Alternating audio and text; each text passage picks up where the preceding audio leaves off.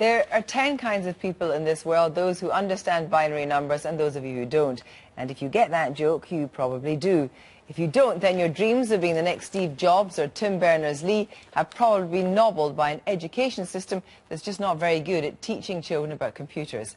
Once we were world leaders in the burgeoning computer games industry, now we are disappearing down a vortex in the face of innovative policies in countries such as Canada.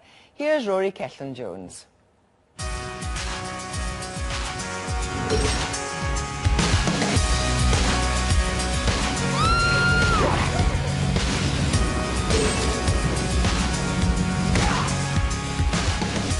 Some of the biggest and best games in the world, and all made in Britain. When Batman Arkham City is released later this month, it will be one of the global launches of the year. Another product of a British industry that has a proud record of technical and artistic innovation. But is a lack of talent and a cultural divide putting all that at risk? We're very, very good at making games, but we need those people to be equipped with the skills. We created, we were a real cradle of learning here, and that's gone away. We've got to teach kids to program, but not as a subject in isolation.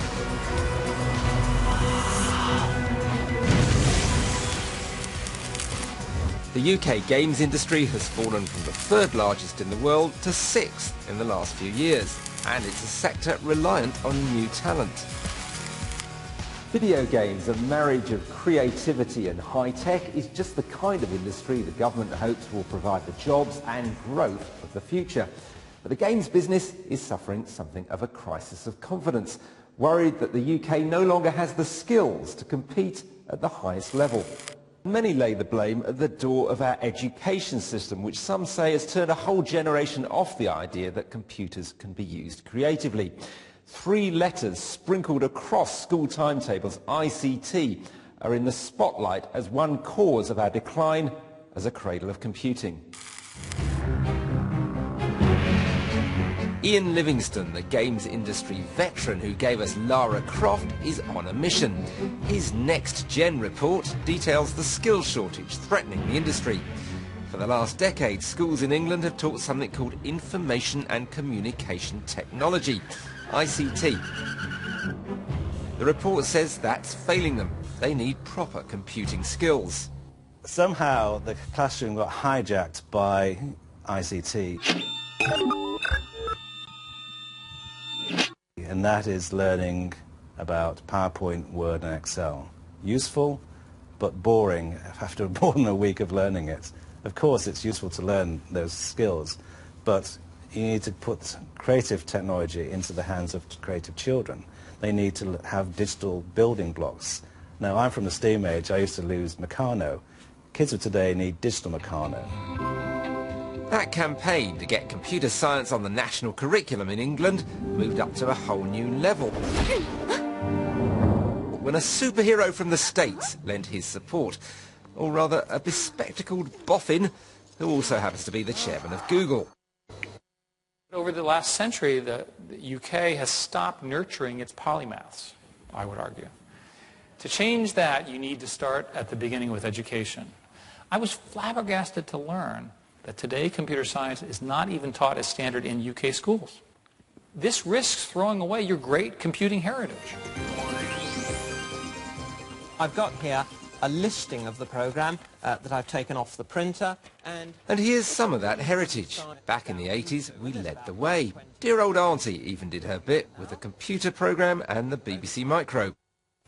So the important thing about this is it's well presented, it's interesting to play. From this distance, it might seem quaint, but it drove many into computing. Cambridge student David Braben, for one. He was inspired to build the classic game Elite. We've got it running on this big telly where they can use it a bit like the BBC Micro. And 3 decades on, is still in the business. Now he has a plan to get a new generation to engage with computers just as he did. This is a Raspberry Pi Alpha board. So the idea is we'll sell it for £15. It's a complete computer. You plug in a keyboard, a mouse, a telly, and you're ready to go. Really, really simple, really easy to use, which I think is very exciting. It's a fantastic thing for kids to program that will bring them the excitement, the creativity of working with computers. In the early 80s, the country benefited hugely from the number of people who had that learning of computer science early on. Now, sadly, a lot of those people have also gone to the US, but the point is we created, we were a real cradle of learning here. And that's gone away. There are some schools teaching computer science, but usually to older pupils. At Long Road Sixth Form College in Cambridge, this A-level group is enthusiastic, but also frustrated that it's taken so long to get here after years of ICT. It was more learning how to be a secretary than learning how to actually use the computer. And was that a bit of a disappointment to you? Yes, it was a bit of a disappointment. I didn't really like it because it wasn't what I had thought it was. It was all like databases and Excel and Word, and that wasn't what I was looking for. So it's an attribute made out of two... This class is unusual because the teacher actually has a degree in computer science. We did have this idea that in Access it was a table... Only 19% of IT teachers only have relevant qualifications in the subject. That's a big issue. If they're coming in and their degrees aren't even computing science, then you've got an awful lot of training that you're going to need to do there to get them comfortable teaching programming before you can roll it out to the kids. But perhaps teaching kids to code isn't enough. Maybe we need a more joined-up curriculum if we're to create the kind of polymaths that Eric Schmidt was talking about. The sort of people who are as at home with Pythagoras as with poetry, geeks who like Greek. Amongst the current generation of games makers, there are many who fit that bill. Here's one very successful British games business, now owned by Japan's Sony. Media Molecule makes Little Big Planet, which demands huge creativity from its players and its developers. And then with these projections and films behind me. Founder Alex Evans is a polymath from Central Casting, a Cambridge mathematician with an interest in film and music. The thing that got me into programming most of all was a desire to make music. And I couldn't afford synthesizers at the time, so I taught myself to program to write music programs. As I've got older, I've realized that the skills I learnt, the programming I learnt through university, the maths and science I learnt, they just sort of fed into this craft that I'd been nurturing since a 10-year-old, trying to make these music programs. I've never succeeded as a musician, but it's kind of led me into this industry. The games makers believe they've reached out across the cultural divide, and it's time others did the same. If you're a scientist and you don't know a particular sort of artistic question, you get sneered at, whereas if you're the reverse, there's no expectation that a guy who knows about the arts would know about sort of technical questions. I think that's been a problem in our country for many decades. The curriculum is becoming a battleground. Modern languages, financial education, Latin, all have lobbies pressing their case. The games industry says it's getting a good hearing from the departments of business and culture, but it fears that at education, nobody's listening. So you're saying Michael Gove doesn't appear to be listening to you? He doesn't appear to be wanting to change his curriculum as it stands, and I know he must value computer science because it touches everything we do. He can't operate without computer science in his life, and neither can we as a country.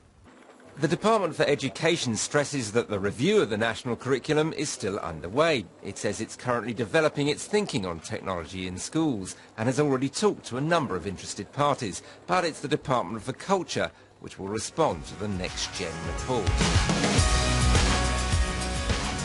Have you ever watched something that was once so beautiful collapse? But maybe there is hope. A coalition of geeks and gamers, boffins and lovies is coming together to press for action. They believe there's a great prize to be won, jobs and growth in the industries of the future. Only Britain can acquire the skills to raise its game. Rory Kethlen-Jones. With me now is the Minister for Culture, Communications and the Creative Industries, Ed Vaizey. The truth is that we've gone from 3rd position to 6th in the world in the last decade. We've only got 90% of teachers that can teach computer science. We've lost it now, haven't we? We'll never get it back. Well, I don't think we've lost it at all. And in fact, what was good about your report, it's fantastic, you've done this report, by the way, and raised the profile of the NextGen Report, was that you showed what happened in the 80s. A lot of it was actually down to the BBC. A lot of it was people programming in their bedrooms with a cheap computer made by the BBC or the ZX Spectrum and so on. So a lot of it was self-taught. And funny enough, I was reading the report that was done on what the BBC did 30 years ago, and it was like going back to the future, excuse the pun. People were saying, you know, young kids are well ahead of adults and so on. They understand this stuff much better than we do. But the children are frustrated in schools, aren't they? Because the truth is, unless they're in sixth year, you're not going to get computer. You're not going to get computer science. Of course. Exactly, and I think we need another BBC Micro, and we need businesses to get behind a revolution in computer science. But we need, see, ICT is part of the curriculum, and the trouble is that ICT is taught badly in schools. There's no disrespect to teachers, but as you heard, they're taught how to use computer programs, not how to program. And I think you can't turn this around overnight. I think what we can do, and Eric Schmidt's comments in the McTaggart were fantastic in raising the profile, is to get companies like Google and Facebook. Google has 300 engineers in London, for example, who can get into schools and start teaching kids how to program. But you've got to enthuse Michael Grove about this, but not only just about computer science. If you listen to Eric Schmidt, you've got the holistic approach. I mean, basically, you know, people that run games companies want people to get a first in art and a first in computer science because they need to have a much more rounded approach to it. Yeah, well, I thought that was what was also very exciting about the report, because I cover both culture and the creative industries, and what is very exciting about the world we're moving into is a recognition that the arts are as important as technology, and putting them together creates a very compelling solution. But the problem is, isn't it, that the curriculum here is squeezed. Curriculum for Excellence in Scotland is a bit different because they've actually started to change the curriculum and where computer science sits in it. The curriculum is squeezed now, and you don't have the teachers, and unless you train the teachers up, you're not going to make that a mainstream subject. Well, the paradox is that I think the reforms that Michael Gove wants to do is actually to free up the curriculum. So he wants a core curriculum of core subjects that give a breadth of skills that are useful to everyone going through life, and then to give schools the freedom and flexibility to put in additional subjects, and that could include computer science. And, for example, there are 20 schools now piloting a new computer science curriculum that they're doing with a sector skills council called eSkills. It's got a terrible name. It's called Behind the Screen. I don't know why they come up with names like this. You can change it, I'm sure. But it is an exciting program. So more schools can adopt this. And I think the key, if we're going to do it quickly, though, is to work with business. But if you work with business, you're only going to work in particular areas because there's a cluster, and that leaves children disadvantaged by, again, by their postcode. Well, I think you can use, that's where you can actually use technology. I mean, the irony is if you're going to teach kids how to program, they're going to be doing it on the web, they're going to be doing it on the internet. So the Raspberry Pi that was demonstrated there, that's a very easy thing to get out to a lot of schools. But you can do a curriculum online as well, so you can engage kids online as well. The trouble is that you're going to talk about another 4 or 5 years before any of this is traction in the market, because you in effect, you have lost the last, as I said at the beginning, the last number of years. You have to accept that they're going to have to do something to accelerate it, which is more than 300 engineers from Google. Well, I think we've got a lot of people who do computer science and are very skilled, and there are, you know, I was at university with people doing computer science 25 years ago, so there are still a lot of graduates. But I think there's a recognition. So this is a golden rule for computer science teachers. The issue I'm trying to grasp is there is a recognition to a certain extent that ICT has been allowed to stultify and become effectively, you know, how to use Word, office services, as opposed to computer science, how to program. And I think we need another revolution, which was started, funnily enough, outside of government in the early 80s, by people like the BBC. We need another revolution like that, working with government this time, because there's recognition in the government that this is a problem. Just very briefly, you've had golden hellos for science teachers. What about golden hellos for people that would become computer science teachers? Well, I think that's a very interesting idea, and I'll leave it to Michael Gove to decide whether he can afford it. Thank you very much indeed. Now, tomorrow morning's front page, and of course they all go on the Liam Fox story, but the Times has a story. There's a money riddle over Fox's friend and his 18 trips abroad, when apparently his income shows that he only earned 20,000 in that period.